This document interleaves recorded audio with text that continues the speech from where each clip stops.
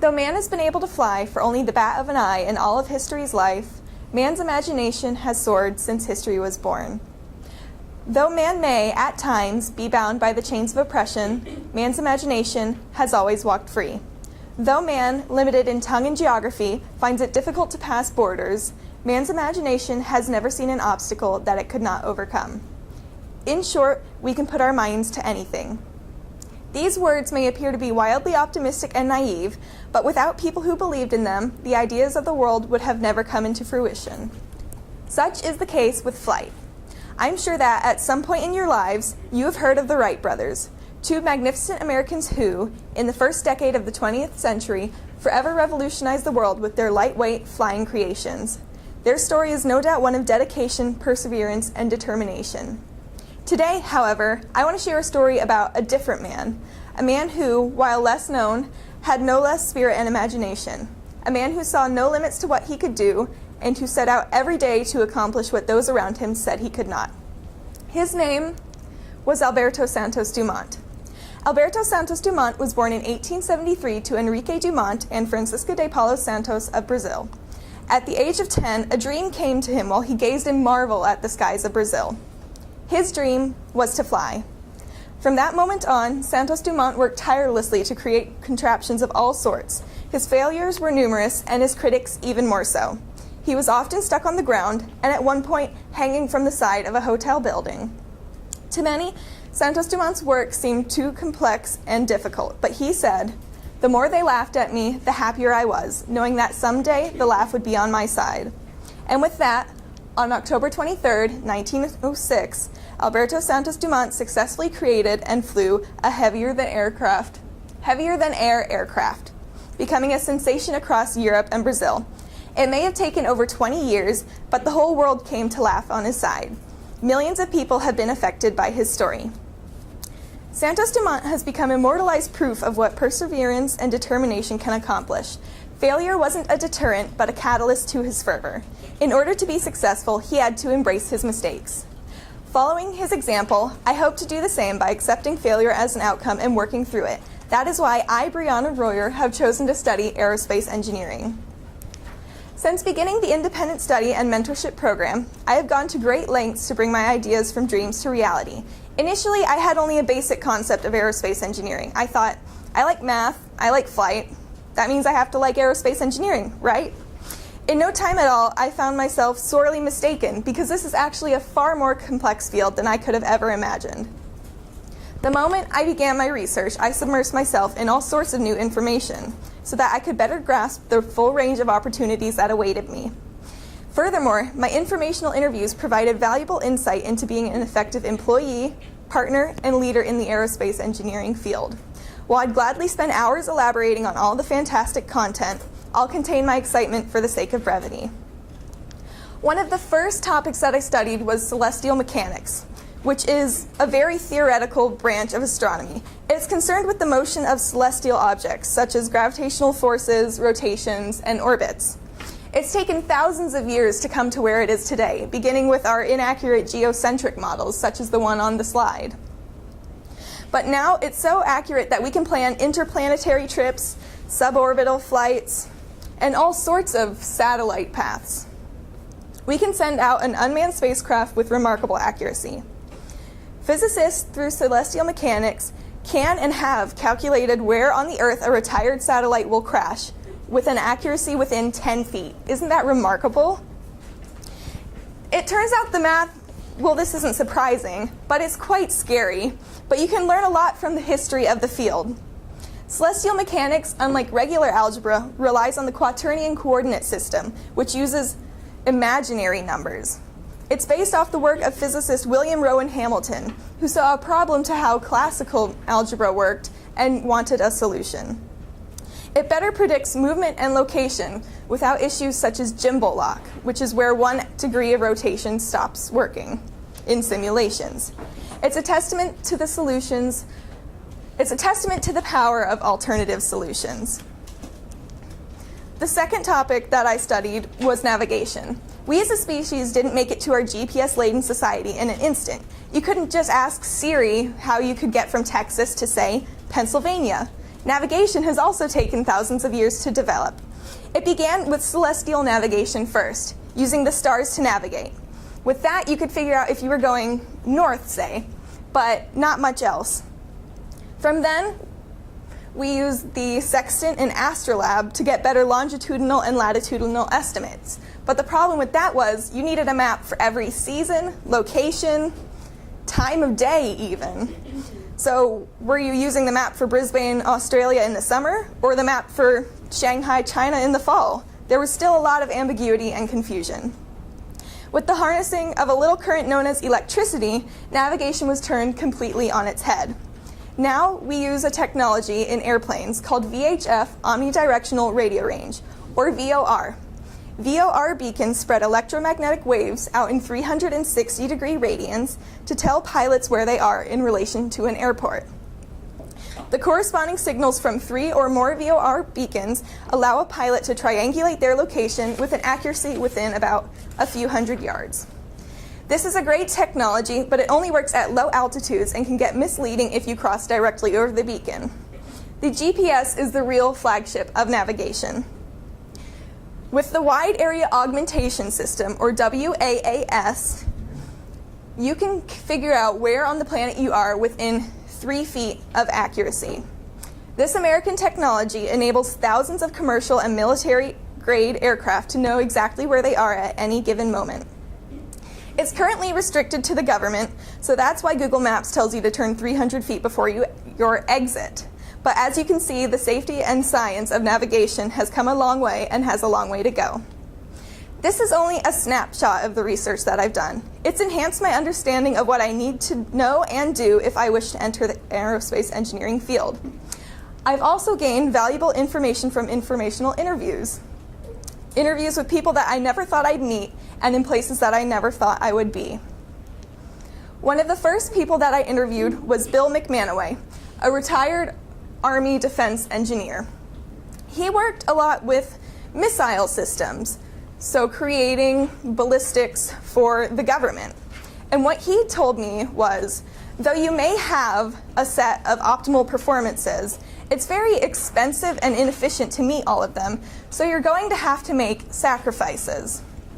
It's taught me that even if I want to create these great big inventions, I'm going to have to give something up if I actually want them to work.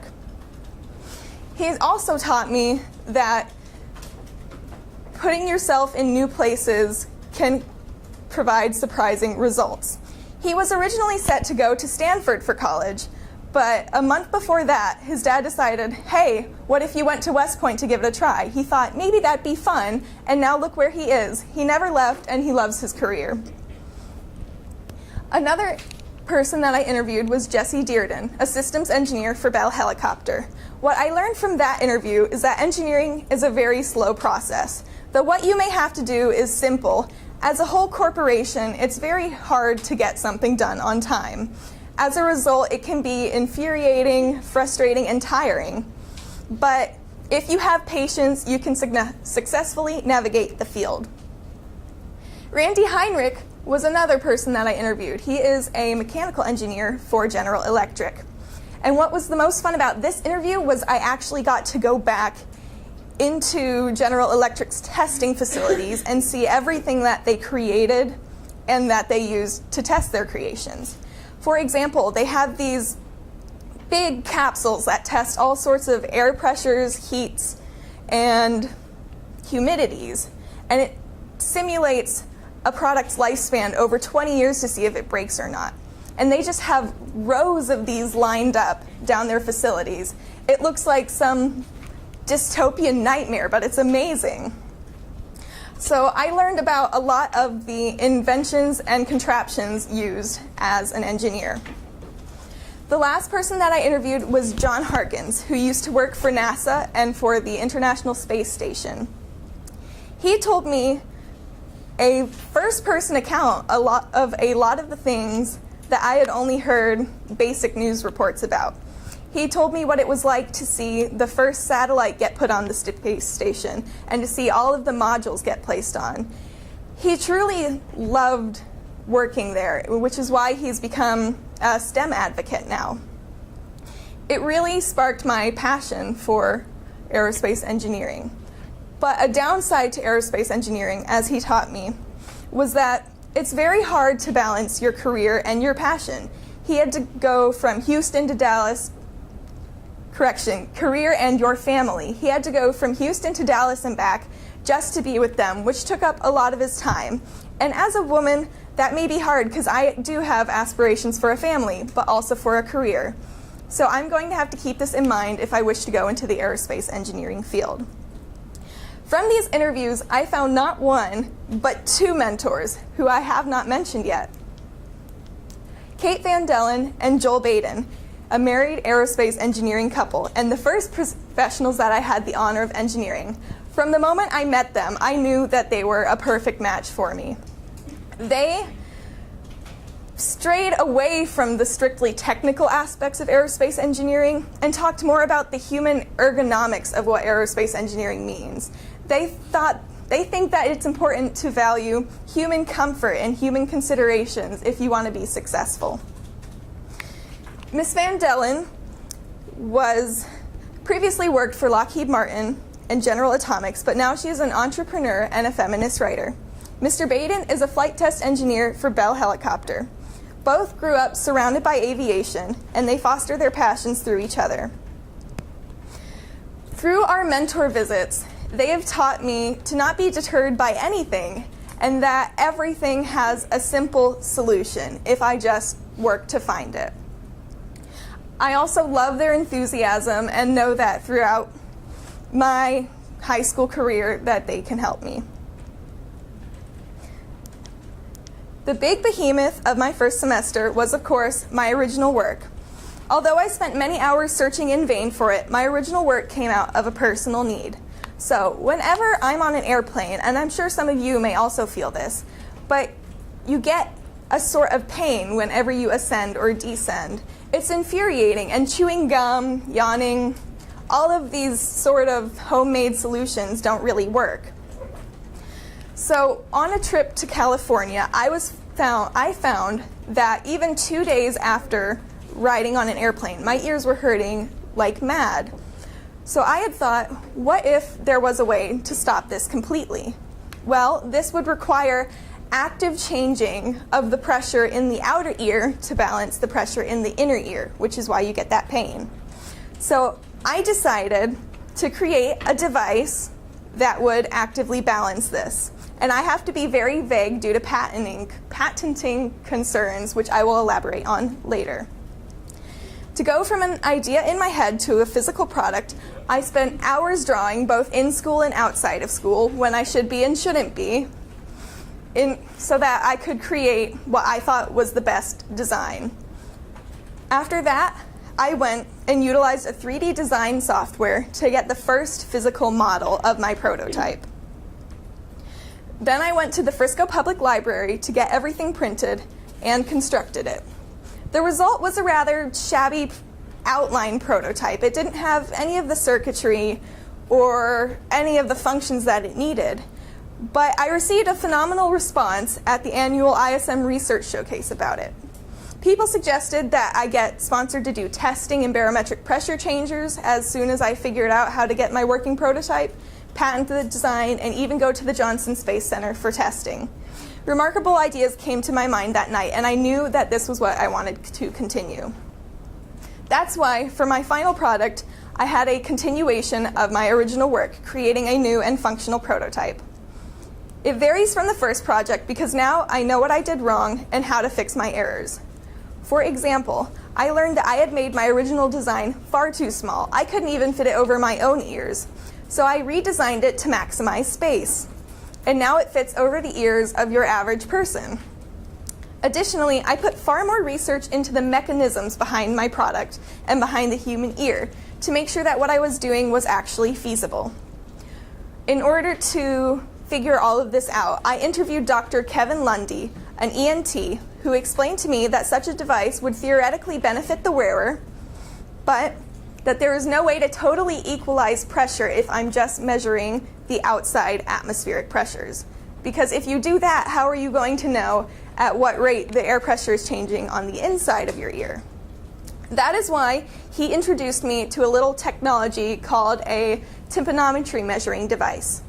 And how it works is it's like a little probe that a doctor uses to look into your ears, but instead of a light, it has 3 little prongs. The first prong emits a wave at either 226 hertz or 1000 hertz, which is very quiet and non-invasive. The second prong is a microphone that picks up the sound that is reflected off of the eardrum. And the third prong is capable of changing the air pressure in the ear canal.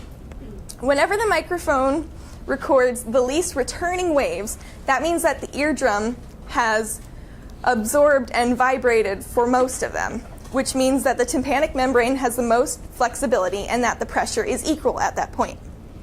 By having this technology incorporated into my design, I could hypothetically make it work without fail, save for exceptions due to medical concerns, such as fluid in the ear or ear surgery. Along with this, I've learned how to code in a programming language called Arduino and how to solder, which is how to connect circuit boards and wires. In effect, I've learned how to be a software engineer, electrical engineer, biomedical engineer, and an aerospace engineer. So my final product has expanded my perspectives. And of course, this time, I had my mentors to help me. We met to discuss little roadblocks I was having with my final product. They suggested that I do the most objective form of testing possible, which means that the subjects who wear the headphones can only answer yes or no, not maybe. And they also helped me out with actual design issues because I was having trouble printing at the public library. They've completely reduced the complexity of the project and have been a great benefit to me. And I've been very vague about this because since my original work speech, I have begun a provisional patenting process which requires that I disclose as little information as possible until my device is patent pending. And I hope to have this device patent pended by May 17th. So, in looking to the future, I have learned more than I ever thought I would learn going into ISM. I completely underestimated its capability to expand my worldview and my career view. Thanks to ISM, I'm going to have a summer job, my own patent, and completely revitalized career aspirations. It's completely amazing. Next year in ISM, I hope to pursue either aerospace engineering or physics, both careers of which I figured out that I like, but I need to expand my ideas on because I'm only 16. I have a lot to discover. I also have college aspirations to pursue one of these fields.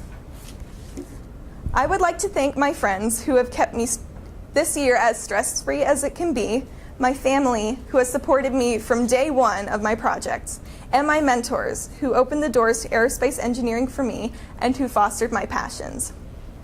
I have dreams that I want to make a reality. I have obstacles that I must work through each and every day, but they will not stop me. I will walk free, even soar, welcoming the obstacles, knowing that, with confidence, and even in failure, they will be overcome. Thank you.